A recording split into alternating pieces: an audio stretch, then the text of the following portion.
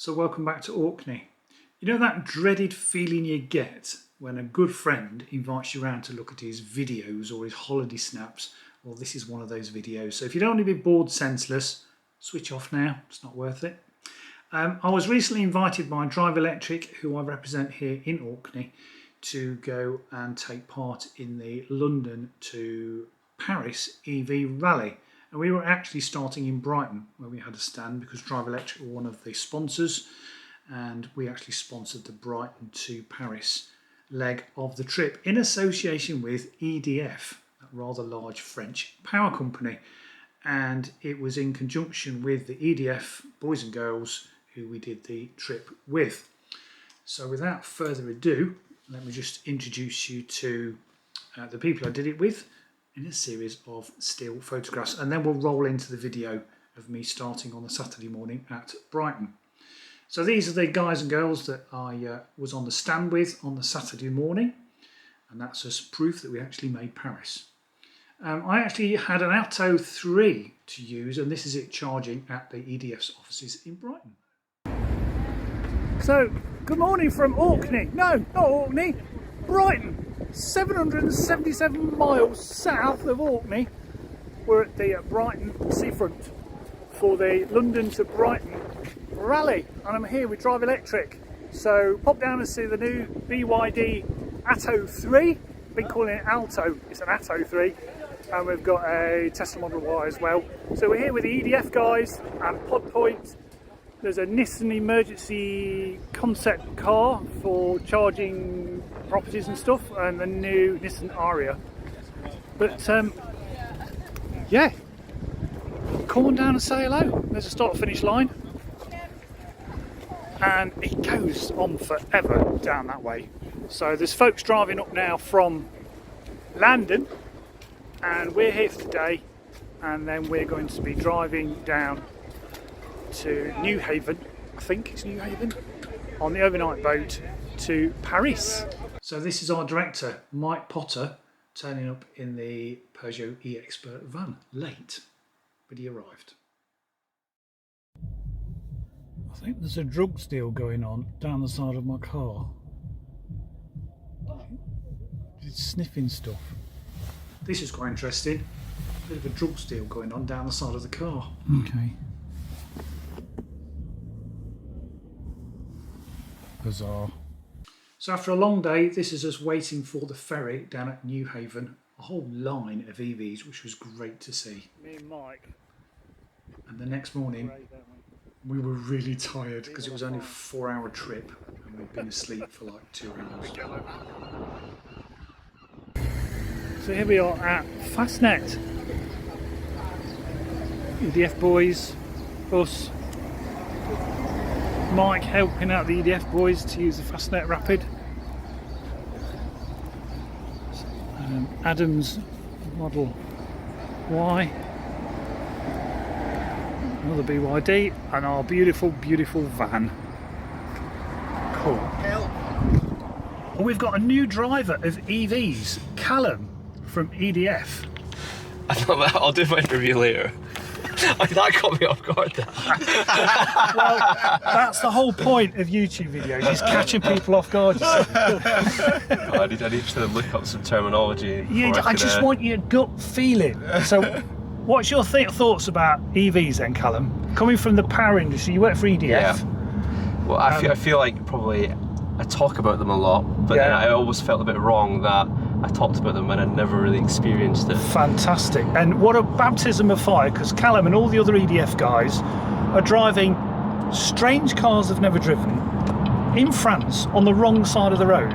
So it's a real baptism of fire, but we haven't had any accidents or bumps or knee squeaks. But in 300 metres, take exit 5 for N486 driving towards on the other side of Bobigny. the road has been more of a difficulty than the EV. Yeah. And it's just been very, Take very exit easy. 5. I think definitely think about range anxiety, but it's just been really non-existent, especially with the super fast charging along the way. Yeah, so you In were... 200 metres, keep right at the fork, follow signs for N486, Fontenay. So with the Tesla, we've obviously got the superchargers, but we've used Fastnet here in France, which was unbelievably easy and quick Yeah. and fast. So we're in the BYD Atto 3, which, as you've seen from other bits in this video, it's a little bit different on the styling front. But we've got a range of 417 kilometres, which I think in English miles is 250-ish. So we've got to travel 186 to Calais to jump on the train to go in the tunnel.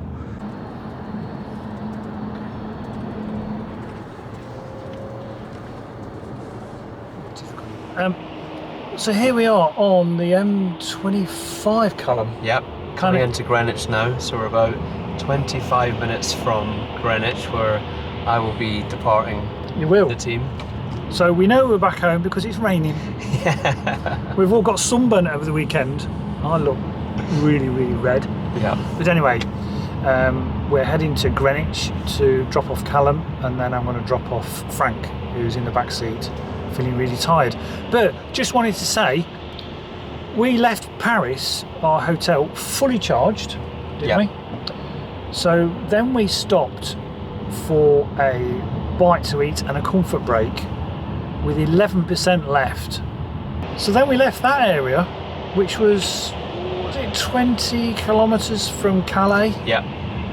And then we got on the Channel Tunnel. And then we've driven to the M25. We are 13 miles from Greenwich, and we've got 86 miles left on the gasometer. It's too easy. So what do you think your first EV drive, that it was possible to drive from Paris to your front door in an electric vehicle and stop once? Absolutely not, absolutely not. And like I said to you off camera, I talk about EVs enough in the workplace, and it was about time that I really just tried one out. Take the exit towards London, SE&C, and I'm Bexley fully Heath. convinced. You know, just so much confidence. We've already been talking about whether you could help me sort out a couple-year-old Nissan Leaf. So yeah, I'm absolutely converted. That is fantastic, because Callum lives a stone's throw from Shoreham Auctions. Take the exit towards London, SE&C. My favourite auction then keep house. left at the So fork. see if we can organise something for Callum as and when you're ready. Yeah. To buy an EV. So as part of the London to Paris trip, EDF invited us to their research and development facility about 120 miles south of Paris. So I'm here with the two directors of Drive Electric, and also we saw some vehicle to grid kit being tested, also home chargers, and also rapid chargers. Now they basically have a great test facility to look at new brands of rapids along with different EVs and how that communication happens. So obviously EDF being a power company, they want to know what sort of amps and kilowatts they're pulling from their grid. So that was really interesting, and also a massive piece of kit, like a huge dongle between the charger and the EV to see what sort of language is being spoken by both. So thanks to the EDF guys for arranging that. Thoroughly enjoyed it. And they joined us, of course, on the way back at various service stations using Fastnet to get back, and I had a chance to do really long drives in the Atto 3, which I'm going to do a quick review of now when I was driving it back in the UK. So I'm here at a 50 kilowatt pod point charger at a Lidl's, and yeah, pulling a healthy nearly 50 kilowatts. Quite like the graphics. Yeah, it's alright. So after living with this for the best part of 1,200 miles over this last few days, would I have an Atto 3? I would.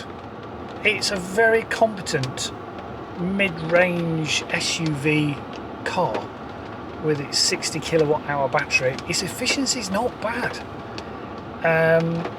One of the disappointments is the lack of heavy regen. You've got two settings, you've got standard and high. Can't really tell the difference between the two. Its charge rate is brilliant. We stopped at quite a number of we stopped at two Fastnet chargers, one on the way into Paris and one on the way back to Calais and the Channel Tunnel. And on a 300 kilowatt Fastnet, hyper rapid, super rapid, whatever you want to call them, this was pulling 90 kilowatts. So here we go, guys. So we turned up with 11% in the BYD. We're on this CCS hypercharging facility with Fastnet. We're still pulling 34, nearly 35 kilowatts. We've gone from 11% to 87%. We've added 52 kilowatt hours in just 48 minutes. That is pretty impressive. Well done, BYD. So, pretty good compared to what some of the European manufacturers are doing at the moment.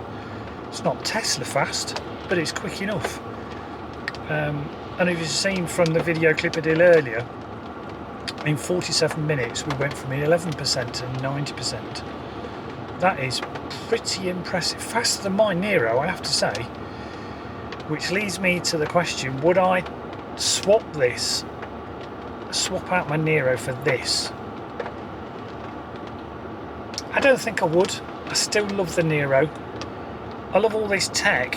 It's just a little bit too much bling. Perhaps I'm just getting old and I like things to be... I like buttons. I am old. And I'm just not ready for this amount of difference in features. But, you know, push comes to shove, I'd take one. I wouldn't not have one. But I wouldn't swap my Nero at the moment. It doesn't grab me enough. Although this is charging up phenomenally quickly. Yeah, I've got more than enough now to carry on my trip since I've been talking to you. So I've been living with the BYD for the last 1,500 miles. I'm really quite impressed with it. It's a nice car. A little bit weird on the styling. I wasn't too sure about the air vents, but when you're driving, it's great to be able to just shove your hand out and just move the air vents without having to find a tiny little knob to adjust the airflow.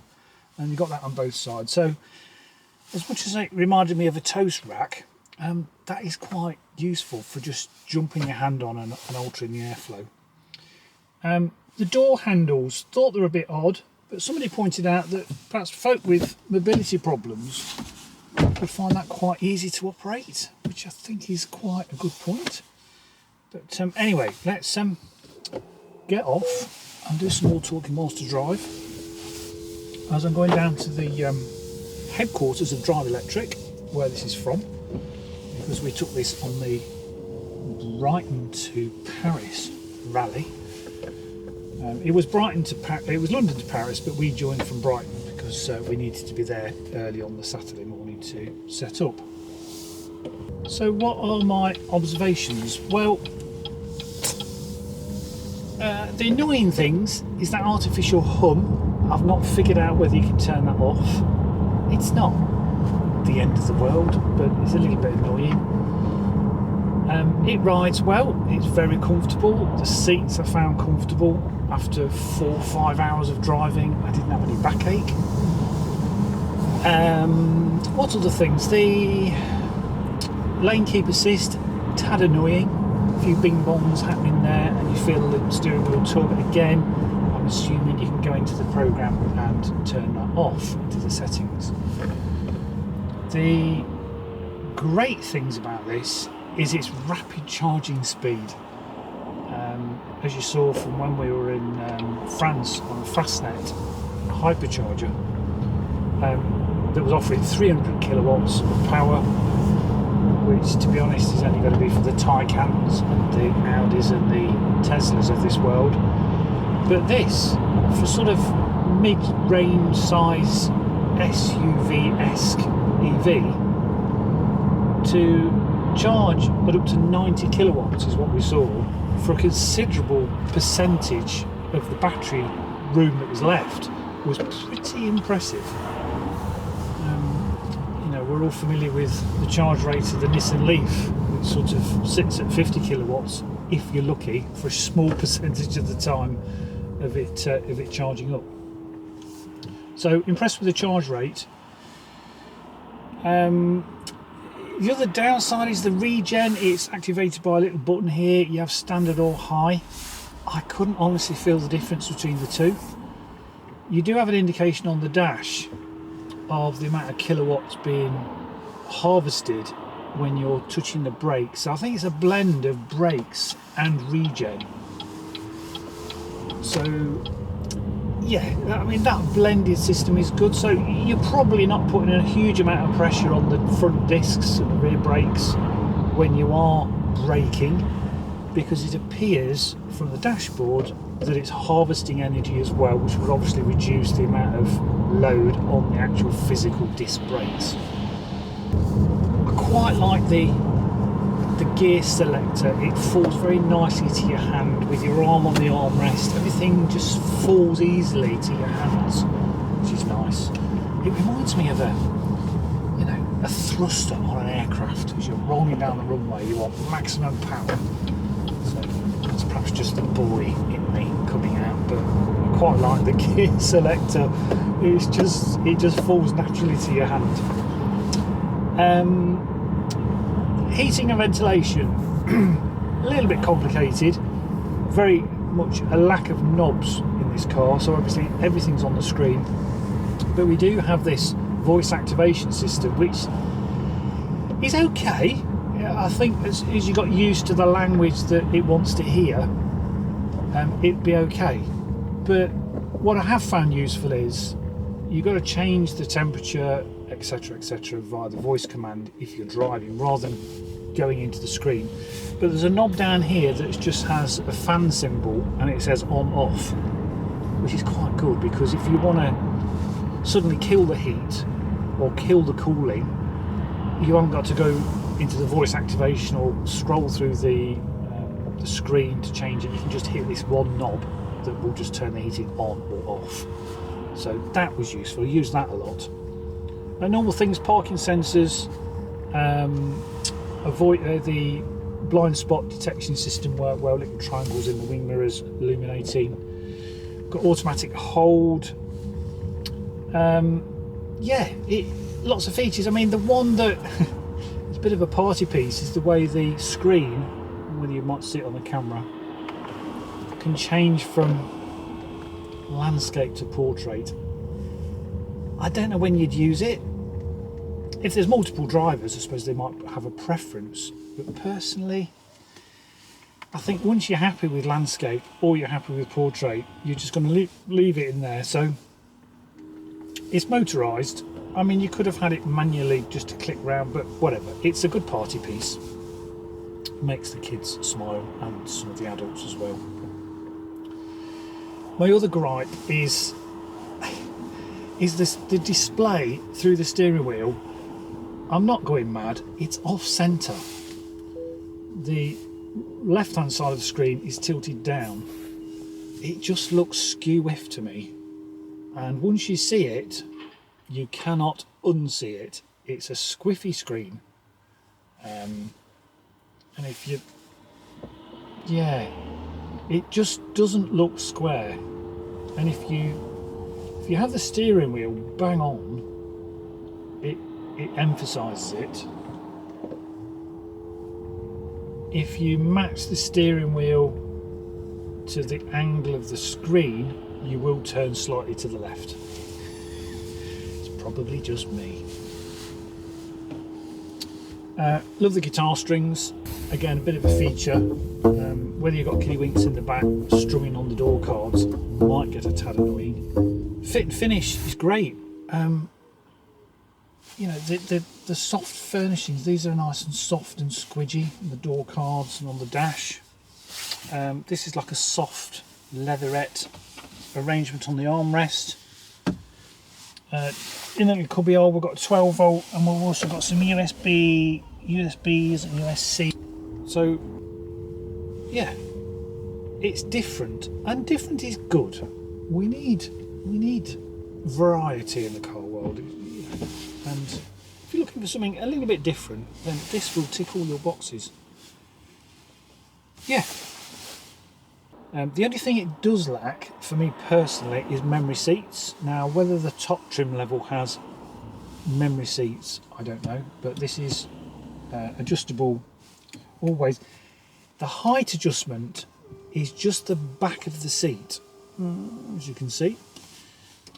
And unlike my Nero, you can't higher or lower the front squab of the seat. But having said that, you know, driven the best part of 1,500 miles in this, and I haven't had backache. I've not found it uncomfortable in any way, shape or form. But be nice to have that adjustment at the back of my legs. Different modes, so you've got a switch here that changes from normal, sport, which is definitely peppier, and eco, which, like all EVs, will just reduce the throttle response so as to improve the regen.